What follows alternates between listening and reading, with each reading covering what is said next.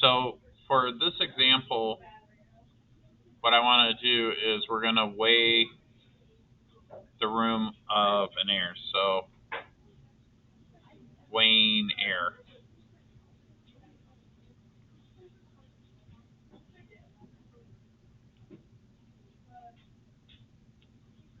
Okay. So what is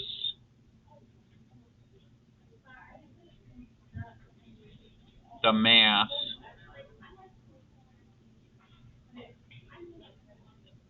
of air in a living room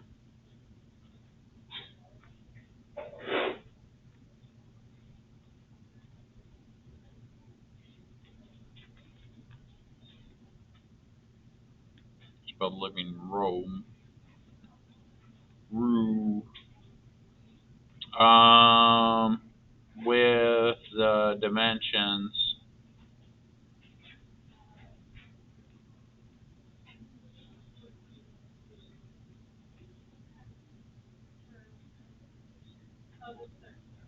4.0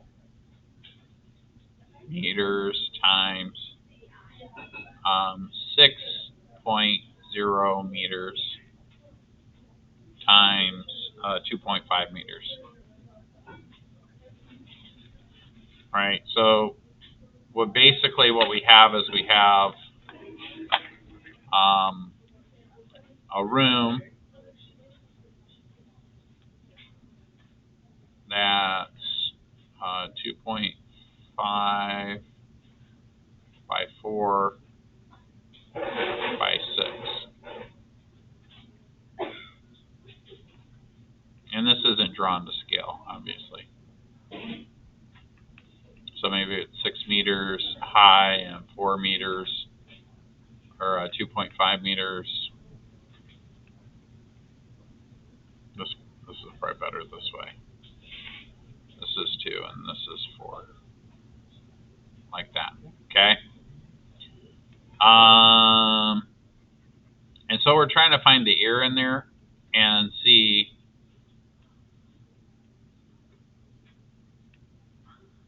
how much it weighs. Well, remember that we can calculate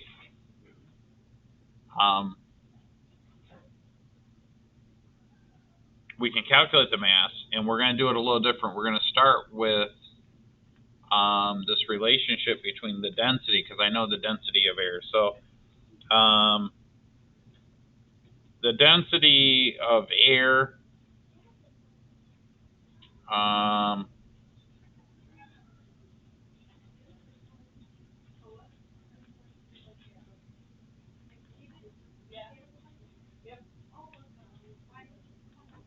I keep forgetting this for some reason. The density of air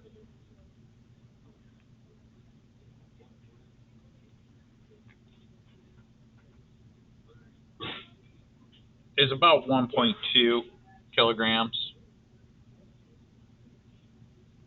1.2 kilograms per meters cubed. And so the relationship, and that's rho, is equal to the mass times the velocity, or not velocity, volume, right? So this one is volume. So this is mass, and this is volume, and then this right here is density. So we want to find the mass, so I got to get the mass by itself. So to do that, I'm just going to multiply this by volume on both sides. These volumes cancel out, and I get the mass is equal to the density times the volume. Well, the density is 1.2 kilograms per cubic meters. That's the density of air. And then I have to figure out what the volume is of this box. So remember that the volume of this is just the length times the width times the height. Or I don't know, we'd say 4 times 2.5 times 6, and 4 times 2.5 is 10, so this whole thing equals 60, I think, right? Yeah, 60 cubic meters. Now, the interesting thing about that is if you notice, one thing that I noticed is that the cubic meters cancels with the cubic meters. And so I'm left with my answer in kilograms, which is what I want because it's a mass. So then the mass is 1.2 times 60, or 72 kilograms, which is pretty heavy when you think about that. But that's a simple density problem. And those are pretty easy. Worst case scenario sometimes is you have to actually multiply what the volume is. You could, for most of these 3D shapes, it's going to be the cross-sectional area of whatever the shape is. So this could be like the area. That would be this space down here. That's the area, right? Times the height. Okay. And that's it. So if you have a cylinder, you'd have to find the area of a circle multiplied by the height.